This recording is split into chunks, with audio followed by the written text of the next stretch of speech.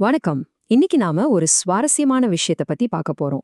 ஒரே ஒரு தேதி, சரித்திரத்தை பத்தி நமக்கு என்னவெல்லாம் சொல்ல முடியும்னு யோசிச்சிருக்கீங்களா? வாங்க, இன்னைக்கு மார்ச் 7ஆம் தேதி எடுத்துக்குவோம்.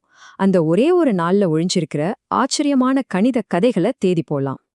அப்போ ஒரு நாள ரொம்ப முக்கியமான நாளா மாத்துறது எது? அது எப்பவுமே பெரிய பெரிய போர்கள், புரட்சிகள், உலகத்தே மாத்துற சம்பவங்களா தான் இருக்கணுமா என்ன? இல்லவே இல்ல. சில சமயம் ஒரு நாளோட முக்கியத்துவமே பல மேதைகள் அமைதியா செஞ்ச சாதனைகள்ல தான் ஒளிஞ்சிருக்கும். சரி வாங்க, மார்ச் 7ஆம் தேதியில ஒளிஞ்சிருக்கிற கதைகளை பார்த்து மனுஷனோட அறிவுத்திறன் எப்படியெல்லாம் வெளிப்பட்டிருக்குன்னு தெரிஞ்சுக்கலாம்.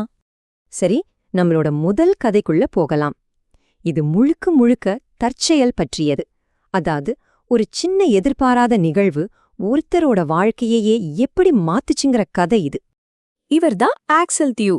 1863ல நார்வேல பிறந்தாரு. அவரோட ஆசையெல்லாம் ஒரு இயற்பியலாளர் ஆகணுங்கிறது தான். ஆனா பாருங்க, விதி அவருக்காக வேற ஒரு பாதையை தேர்ந்தெடுத்து வச்சிருந்தது. அவர் ஒரு புத்தக விளம்பரத்தை பார்க்கறாரு. தலைப்பு on pendulums meaning of geometry. Pendulum, அதாவது ஊசல். ஓ, இது இயற்பியல் புத்தகம்னு நினைச்சு உடனே ஆர்டர் பண்ணிட்டாரு. ஆனா அந்த விளம்பரத்துல ஒரு சின்ன தப்பு நடந்திருக்கு. புத்தகத்தோட உண்மையான தலைப்பு ஆன் பான்சலிட்ஸ் மீனிங் ஆஃப் ஜியோமெட்ரி. யோசிச்சு பாருங்க, ஒரே ஒரு அச்சுப்புழ அது அவரோட வாழ்க்கையோட திசையே மாத்தி போட்டுடுச்சு. சரி, இயற்பியல் புத்தகத்துக்கு பதிலா வடிவியல் புக் வந்துருச்சேன்னு தூக்கி போடாம அதையும் படிச்சு பார்க்கலான்னு முடிவு செஞ்சார். அவ்வளோதான். அந்த புத்தகத்தை படிச்சதும் கணிதத்தோட காதல்ல விழுந்துட்டார். அவரோட வாழ்க்கை முழுசையும் கணிதத்துக்காகவே, குறிப்பா எண் கோட்பாட்டுக்காக அர்ப்பணிச்சிட்டார். ஓகே, தற்செயல் நிகழ்விலிருந்து இப்ப நாம இரும்பு மாதிரி உறுதியான ஒரு மனச பத்தின கதைக்கு போவோம். இது நம்பவே முடியாத கஷ்டங்களுக்கு நடுவுலயும் விடாமுயற்சியோட போராடி ஜெயிச்ச ஒருத்தரோட கதை. இவங்க தான் ஓல்கா லாடிஜின்ஸ்காயா. 1922 மார்ச் 7ஆம் தேதி ரஷ்யால பிறந்தாங்க. அவங்க வாழ்க்கை ஒரு பெரிய சோகத்தோடு தான் ஆரம்பிச்சது. அவங்க அப்பா ஒரு கணக்குவாதியார். ஸ்டாலின் அரசாங்கம் அவரை கைது செஞ்சு எந்த விசாரணையும் இல்லாம தூக்குல போட்டுட்டாங்க. அதனால தேசத்தோட எதிரியோட மகள்னு அவங்க மேல முத்திர குத்திட்டாங்க. இது எவ்ளோ பெரிய கொடுமை பாருங்க. பள்ளியில ரொம்ப நல்ல மார்க் எடுத்தோம் அவங்களால லெனின்கிராட் ஸ்டேட் யூனிவர்சிட்டியில சேரவே முடியல. ஆனா ஓல்கா அதோட விட்டுடல. மனசு தளராம ஒரு லோக்கல் ஸ்கூல்லயும் அப்புறம் ஒரு அனாதை ஆசிரமத்திலயும் டீச்சரா வேலை செஞ்சாங்க.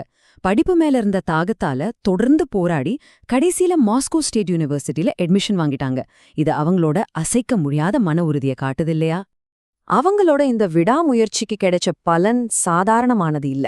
பாருங்க, சோவியத் யூனியனோட state prize, Chebyshev prize, Kovalevsky prize, golden Lomonosov medal, இப்படி எக்கச்சக்க விருதுகள். ரஷ்யன் அகாடமி ஆஃப் சயின்சஸ்ல முழு உறுப்பினர், அமெரிக்கன் அகாடமில கூட வெளிநாட்டு உறுப்பினர்.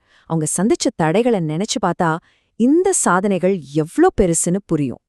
சரி, அடுத்ததா நாம பார்க்க போற கதை ஒரு தேசத்தை உருவாக்குறது பத்தியும் அறிவியல் எப்படி உலகளாவியதா மாறுச்சுங்கிறத பத்தியும் சொல்லுது. இவர்தான் டேனியல் அகியம்பா. இவரோட வாழ்க்கை எங்க பாருங்க. 1938ல பிரிட்டிஷ் ஆட்சியில இருந்த கோல்ட் கோஸ்ட்ல பிறக்கிறாரு. அவர் ஹைஸ்கூல் படிக்கும்போது 1957ல கானாவுக்கு சுதந்திரம் கிடைக்குது.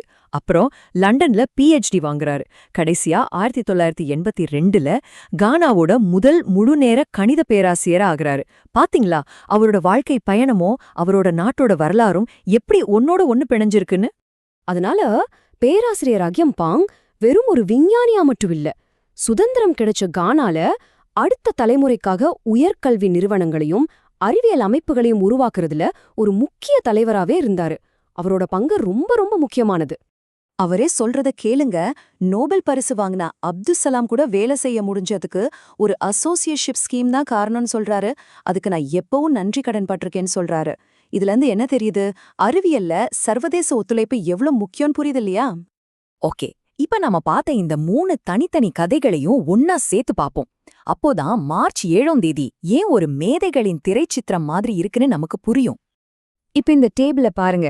மார்ச் 7ஆம் தேதியோட முழு படமும் இப்பதான் நமக்கு கிடைக்குது.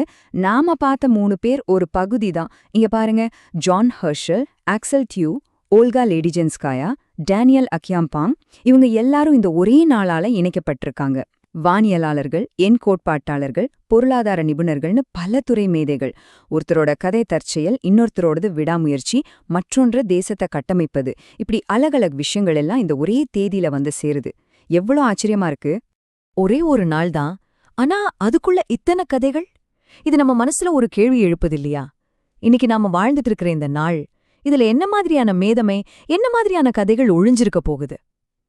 ஒருவேளை நம்மள சுத்தி இருக்கிற உலகத்துல மறைஞ்சிருக்கிற கதைகளை தேடி பார்க்க இது ஒரு நல்ல ஆரம்பமா இருக்கலாம்.